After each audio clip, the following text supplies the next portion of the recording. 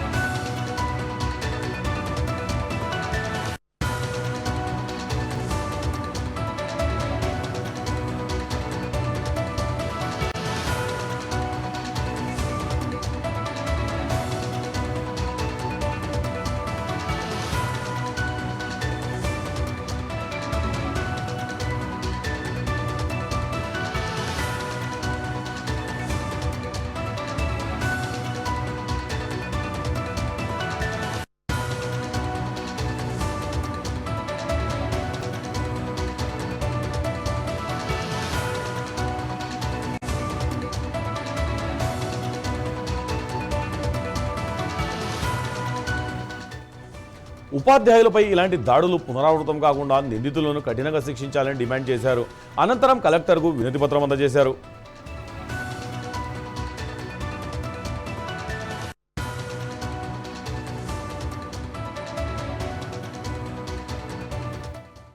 జిల్లాలోని కొండెమల్లిపల్లె గ్రామంలో Nagarjuna concept school principal Rupa Reddy గారి హత్యకు నిరసనగా ఈరోజు మనం కలెక్టర్ రాష్ట్ర వ్యాప్తంగా బంద్కు పిలుపునిచ్చి కలెక్టర్ కార్యాలయానికి ర్యాలీగా ఇంతమంది ఉపాధ్యాయులతో చేరుకోవడం జరిగింది. ముఖ్యంగా ఉపాధ్యాయులు ఈ ఉపాధ్యాయ వృత్తి చేయాలంటే చాలా భయపడతా ఉన్నారు. ఎందుకంటే ఇలాంటి సంఘటనలు మొన్న తల్లి మొబైల్ ఫోన్ ఇవ్వకపోతే పిల్లవాడు కొట్టి చంపడము, నిన్న గురువు వాళ్ళ ప్రవర్తన గురించి తల్లితోని డిస్కస్ చేస్తే ఉపాధ్యాయురాలను ప్రిన్సిపల్ను చంపడము, ఇలాంటి సంఘటనలు జరగడం వల్ల ఈరోజు సమాజంలో భయాందోళనకు గురవుతూ ఉన్నారు.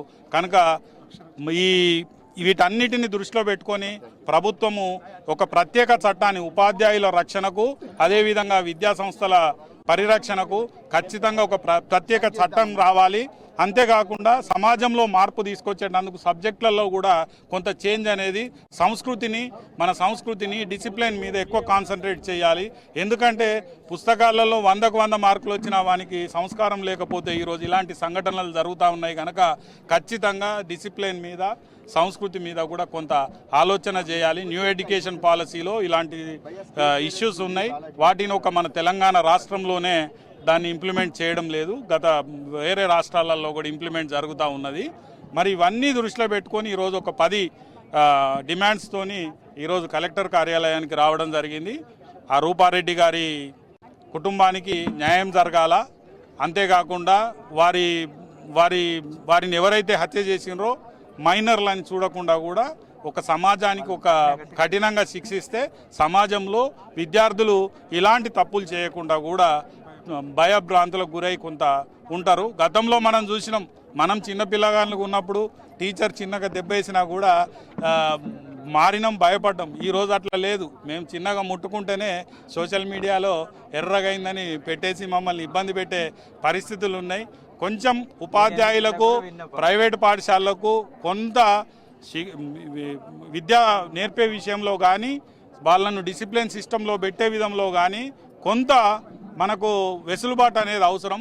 కొంత ప్రభుత్వం కూడా కఠినమైన నిబంధనలు కాకుండా ఇలాంటి కొంత వెసులుబాటు ఇచ్చి పరిరక్షణ కోసం కొట్లాడాలని ఈ సందర్భంగా తెలియజేస్తా ఉన్నాం. ఆగస్టు 11వ తేదీ నల్గొండ జిల్లాలోని కొండెమల్లిపల్లె గ్రామంలో Nagarjuna concept school principal Rupa Reddy గారి హత్యకు నిరసనగా ఈరోజు మనం కలెక్టర్ రాష్ట్ర వ్యాప్తంగా బంద్కు పిలుపునిచ్చి కలెక్టర్ కార్యాలయానికి ర్యాలీగా ఇంతమంది